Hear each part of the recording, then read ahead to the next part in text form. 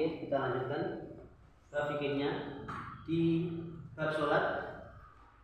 Kalau yang sekarang al-mar'atu tukhalifu rajula fi sholati fi khamsati asya'.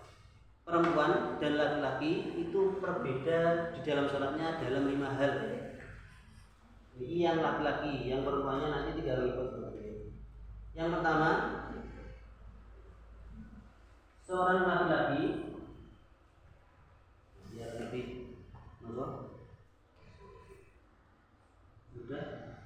seorang laki-laki mengangkat kedua sikunya berjauhan dengan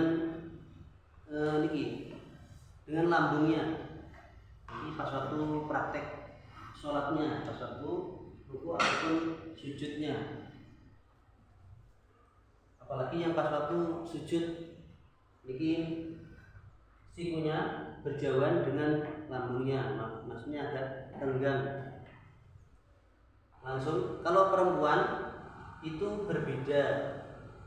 Kalau perempuan mingkup, lesing jaler, bergang.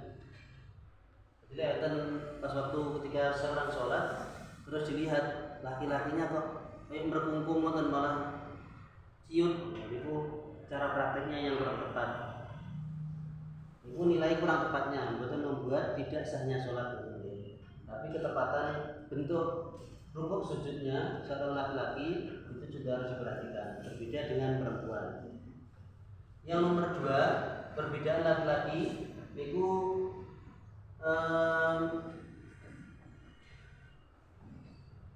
yarfa'u batnahu an fakhidaihi fi ruku'i wa sujudi.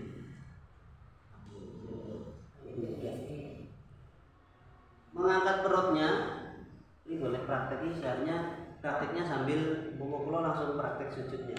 Niki pas waktu dalam keadaan sujud, kalau yang laki-lakinya diangkat, kalau yang laki-lakinya agak diangkat, kalau yang perempuannya nanti turun, karena kan dipasni kali minggu ini kalau yang perempuan. Kalau yang laki-laki dipasni kali kayak gagah di boleh. Karena nanti lihat ini dipakai nih kali hewan kan enggak pas. Kentus nih kok. Kodok sing kentus juga pas waktu duduk, ya kan langsung kita merkungkung nopo. Kelihatan gagah ngoten niku lho nggih. Jadi mboten pas waktu sujud mboten kelihatan mengecil tapi kelihatan besar. Bumbang terus besar. Tidak jadi satu dengan perutnya. Kalau yang perempuan kebalikannya, jadi semakin jadi satu. Kemudian yang nomor 3, perbedaan lagi laki-laki antara perempuan.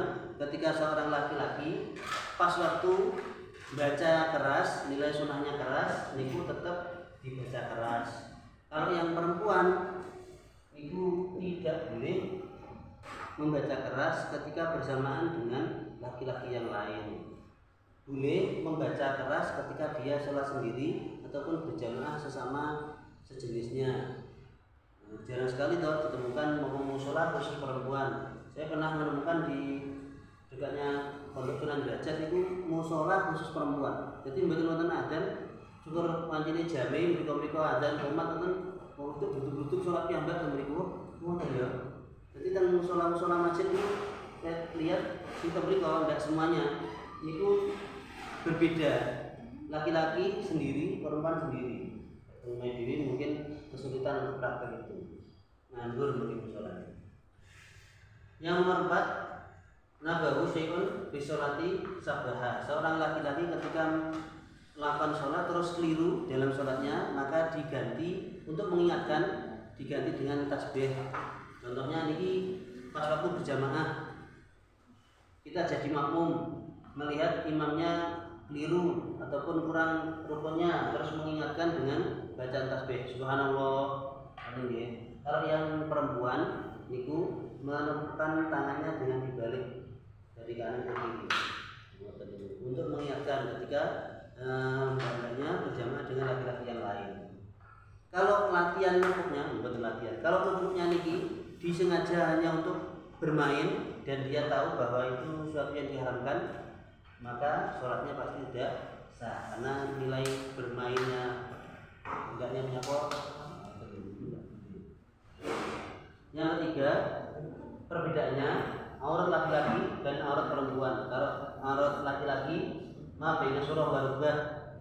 di antara pusar dan lutut. Sudah saya ceritakan kemarin, ada salah satu sahabat ketika waktu mau sholat itu semuanya malah ditanggalkan, dia tinggal pakai sarung dicawat nih inggilin.